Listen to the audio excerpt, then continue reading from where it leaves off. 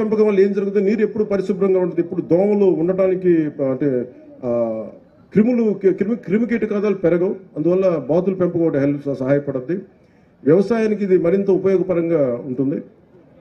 ఈ నీటి నాణ్యత మెరుగుపరచడంతో పాటు నీటి వనరుల నిర్వహణ కూడా సమర్థవంతంగా మార్చి వ్యవసాయ అభివృద్ధికి దోహదపడుతుంది. అలాగే దీంతో పాటు మేము 3 రకాల మీకు కలెక్టర్ గారు కానీ డిస్ట్రిక్ట్ అడ్మినిస్ట్రేషన్ గారు ప్రతి రైతాంగానికి ఇస్తారు. ఈ సమగ్ర వ్యవస్థలో ఫామ్ పాండ్స్ చుట్టూ 3 రకాలు తయారు చేసాం.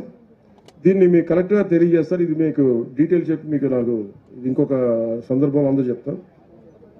ఈ ఫామ్ పాండ్ చుట్టూ ఒకటి చిన్నపాటి కోళ్ల పెంపకం కావచ్చు, ఆవుల కోసం గోకులాలు కావచ్చు.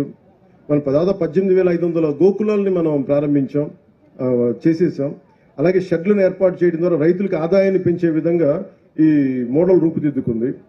ఇది పాలేకర్ మెథడ్ ఆఫ్ మన వ్యవసాయ పద్ధతుల ద్వారా ఇవన్నీ పనిచేస్తాయి. అందుకని దాని ప్రకారం పశుపోషణ అనేది చాలా అవసరం. ఇది ఈ పశుపోషణ షెడ్లో భాగంలో సోలార్ ప్యానెల్ని అమర్చుకోవచ్చు. సహజ ఎరువులు, గోమూత్రం, గోమయం సహజ ఎరువులుగా ఉపయోగించవచ్చు. వ్యవసాయ ఖర్చులను తగ్గించుకోవచ్చు. ఈ రాళ్లతో ఉన్న నేల నిజంగా జీవం పెరగాలి అంటే మనకి మన గోమాత ద్వారా వచ్చే ఈ గోమూత్రం కావచ్చు, గోమయం కావచ్చు, నిజంగా దాన్ని సారం పెంచుద్ది భూమిలో. అందుకని దీనికి అనుసంధానం చేశాం. మనం కామధేను అంటాం కదా, ఆవుల ద్వారా పాల ఉత్పత్తితో పాటు గోమయం సహజ ఎరువుగా ఉపయోగించడం వల్ల భూసారం ఇందాక చెప్పినట్టు పెరుగుతుంది. దీనివల్ల పంట దిగుబడి పెరుగుతుంది. నేను ఓజీలో ఉండే యాక్టర్లో మాట్లాడచ్చు, సగటు రైతులా మాట్లాడుతున్నా. భూమి మీద ప్రేమ ఉన్నోడు ఇలాగే మాట్లాడతారు.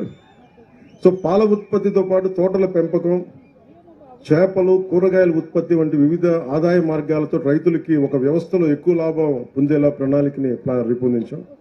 ఈ ప్రాజెక్టు వల్ల నీటి వనరులు పెరిగి వ్యవసాయాన్ని మెరుగుపరిచే అవకాశం ఉంది.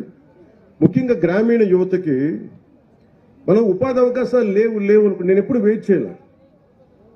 నాలాంటి వాడికి నేను కష్టపడి నేనేమనుకునేవాడు, నా పెద్ద ఉద్యోగం, నాకు ఉపాధి లేనప్పుడు సినిమాలో నాకు ఎవరు ఇవ్వలేదు అవకాశాలు. నేను మా ఇంట్లో చెప్పా, మీరు నాకు ఇస్తే నాకు చెప్పండి, నాకు చేయకపోతే నన్ను వదిలేసి నేను వెళ్ళి ఏ ఉద్యాన శాఖలు చిన్నపాటి ఒక ఉద్యానాన్ని పనిచేస్తాను, ఒక నర్సరీలో పనిచేస్తాను, కాయ కష్టం మీద పనిచేస్తాను. ఆ మైండ్ ఆ మానసికంగా సంసిద్ధత ఉన్నవాడిని. అండ్ ఎందుకంటే మీరు పని చెయ్యాలి అని కోరికున్నవాడికి, నిజంగా బద్ధకం అనేది లేని వాడికి మనకి లక్ష్మీదేవే ఉంటుంది తప్ప పక్కన, నిజంగా పని చేయలేదు అనుకున్నవాడికి కష్టాలు ఉంటాయి తప్ప పని చేద్దాం అనుకున్నవాడికి ఎప్పుడు కూడా ఏది ఎదురు కాదు.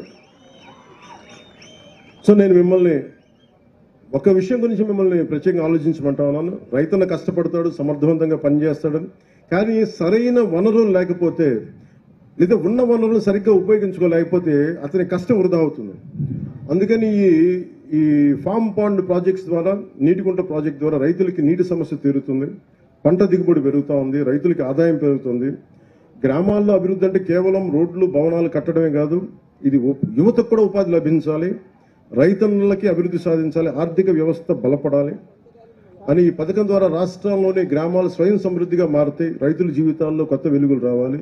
ఇదే నారా చంద్రబాబు గారి నాయకత్వంలో, ముఖ్యమంత్రి గారి నాయకత్వంలో ఈ రాష్ట్రం కోరుకుంటుంది. రైతుల జీవితాలు కొత్త వెలుగులు రావాలి.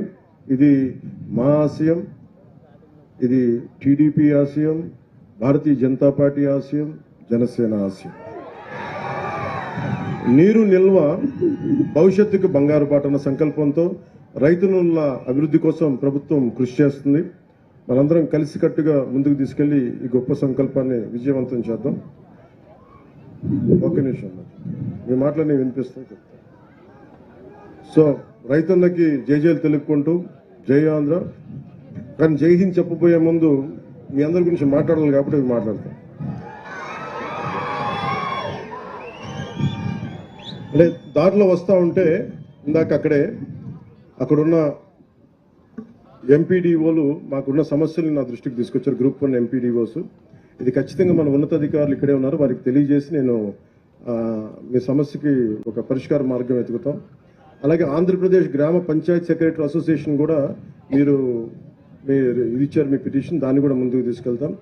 అలాగే దాన్ని కూడా పరిష్కార మార్గం వెతుకుతాం. ఒక్క నిమిషం. గ్రామ సచివాలయం ఇంజనీరింగ్ అసిస్టెంట్ అసోసియేషన్లో మీకు కూడా ఒక బలమైన పరిష్కార మార్గం వెతుకుతాం. ఎందుకంటే నేను ఉట్టిన గాల్లో మాటలు లేను, అందుకని